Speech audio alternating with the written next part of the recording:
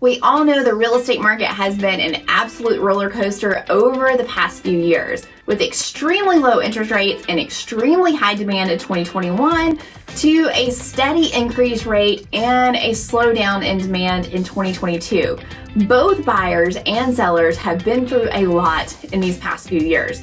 So what is 2023 going to look like, and should you still consider buying a home?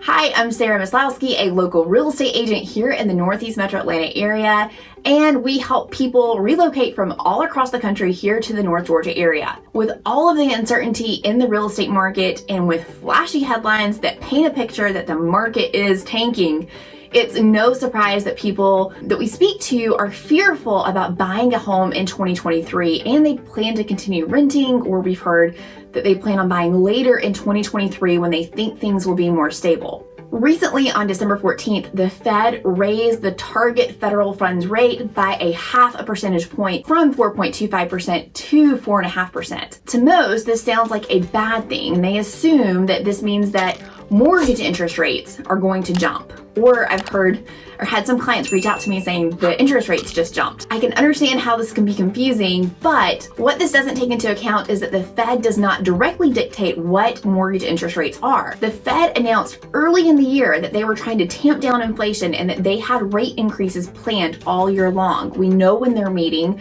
we know when these happen, and so no one was surprised about the Fed increases that we have experienced. So lenders have accounted for this in their mortgage pricing, especially over the past couple of months.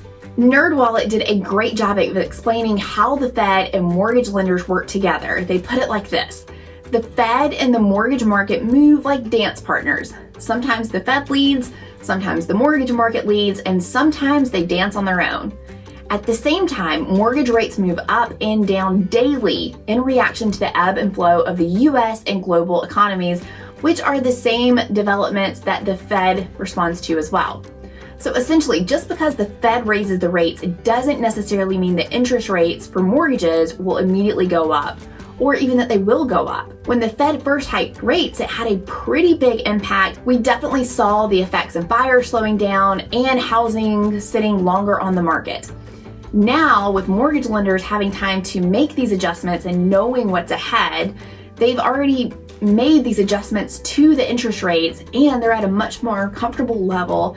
And many people, including myself, have thought, and almost fear, if you will, that now that the rates are hovering in the low sixes, almost about to dip back down into the fives, and they're anticipated to kind of stay in this area for the next 6 to 8 months, that we are going to see a huge surge in buyers returning to the market. And if all of those buyers return to the market that could not buy in 2021 and 2022, well, it's gonna get kind of ugly again for buyers. In fact, a recent poll of economists from the leading real estate institutions, they agreed that interest rates are predicted to be on the downward trend for 2023, landing somewhere in the upper fives. And let me tell you, again, if that happens, I'm very fearful that buyers in the Atlanta market are going to experience another boom of demand. People are beginning to accept that we will most likely never return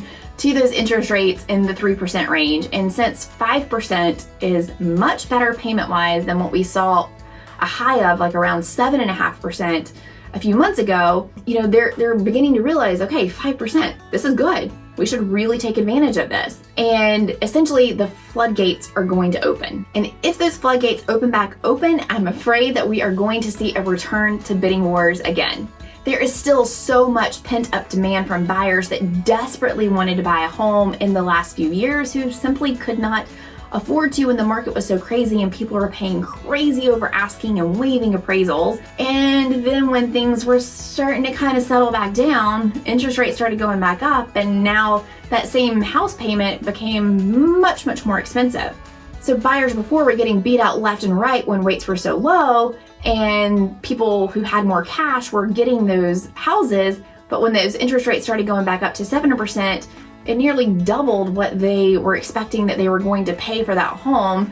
So they just kind of had to sit it out and go back to renting. If you have the ability to buy now, it is my advice based on data to purchase now. Now is that prime time where buyers are in a great position to buy since rates are lower and the demand is lower. But more and more people are going to begin to realize that is true, and then we're going to be back to the madness. So let's say that you may get a little bit lower interest rate. Let's just say if you waited 6 months to buy. We just saw that chart, right? It said that 6 months, we're going to see a little bit better interest rates. So if you waited, you're going to be in a position to buy, and so are all those other buyers who got sidelined in 2021 and 2022. They're going to be crawling out of the woodworks as well, wanting to buy a home.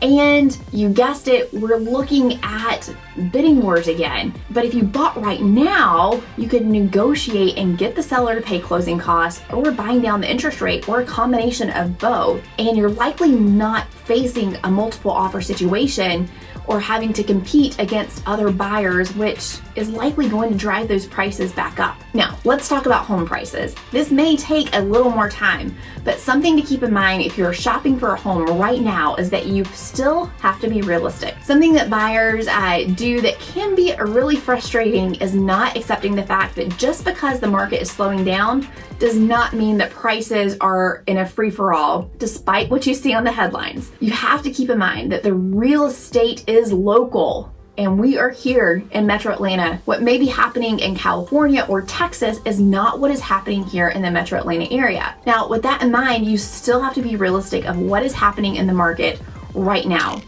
You can try and make a bare minimum offer on a brand new property, and sometimes, yes, homes are overpriced, either because the seller thinks that they can still get what their neighbor sold for a year ago, or their agent didn't set them up for success and they listed too high. In this scenario, it is possible just to give it some more time and wait for either that seller or agent to realize, like, oh, we missed the mark on this pricing, and wait for that price adjustment to come back down. But if you try to make an offer on a just listed house for $100,000 less than asking price because you think that's what it's really worth, likely that seller is going to tell you to go kick rocks. While a seller may eventually reach the price you want, the seller requires some time on the market to come to that conclusion. Now, homes that are listed at the correct fair market value are still moving pretty quickly. For example, there was recently a home listed in Alpharetta for $925,000. On the same street, there was a house listed that sold earlier this year, and it was listed for $915,000, and this house actually ended up selling for multiple offers at $975,000. The sellers for the home on the market right now, they could have said, hey, our neighbors just sold this house months ago for $975,000 at the peak of the market. We should list our house for that price too.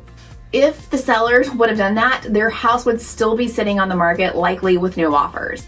However, the sellers, they had a great agent. They listened. They listed this price at $925,000, which was the fair market value for the home, and they got a contract within 3 days of putting this home on the market. It is crucial that both buyers and sellers are realistic during this time period. I pulled some recent market data on Alpharetta and Johns Creek for a client, arguably like two of the most popular areas here in North Georgia, where demand is still high, and homes that were on the market for 30 days or more sold for almost 96% of their original asking price. And the most drastic deal that a buyer got was a home that sold for 93% of the original asking price, and this home was on the market for 57 days before the seller took that offer. So based on this information and what the market is doing right now, it's only reasonable to expect that you would only be able to get a house between 93 to 95% of asking price, and only after 30 days on the market. That's not taking into account all of the homes that sold for 98% of asking price within that 30-day period. You can't just expect to slash a price and get some insane deal just because a home has been on the market for a few weeks. So what are the experts saying when it comes to home prices? Check out this graph. It shows that the latest home price forecast for 2023, and as the different colors indicate here on these different bars, some experts are saying that home prices are going to appreciate next year, while others are expecting home prices will come down. But again, if we take the average of all the forecasts, you can see that in green there, we can get a feel for what 2023 may hold. The National Association of Realtors chief economist, he summed it up perfectly. He said, after a big boom over the past 2 years, there will essentially be no change nationally. Half of the country may experience small price gains, while the other half may see slight price declines. Now, in my expert opinion, for the Atlanta market, I think this is going to be very, very true. And I think we're going to be on the side where we're going to see small home price increases. So the moral of this story is that real estate is a changing beast, and you need to work with agents who spend day in and day out studying the local real estate market. I stress local because real estate is always local. You want someone who is staying on top of what is happening currently. You also need to work with a really great lender who has your best interest in mind and doesn't picture you in just numbers. So if Georgia is the place for you and a place that you're considering making a move to, I would love to be your boots on the ground real estate agent doing all of this great research for you. But no matter where in the country you're headed, you need great people in your corner. And I would love to help connect you with some of the best wherever you are looking. You can reach out to me. My contact information is below this video, and I will do some digging and help connect you with the very best agent in your area. And if you are considering purchasing a house in Georgia, you have to check out this video.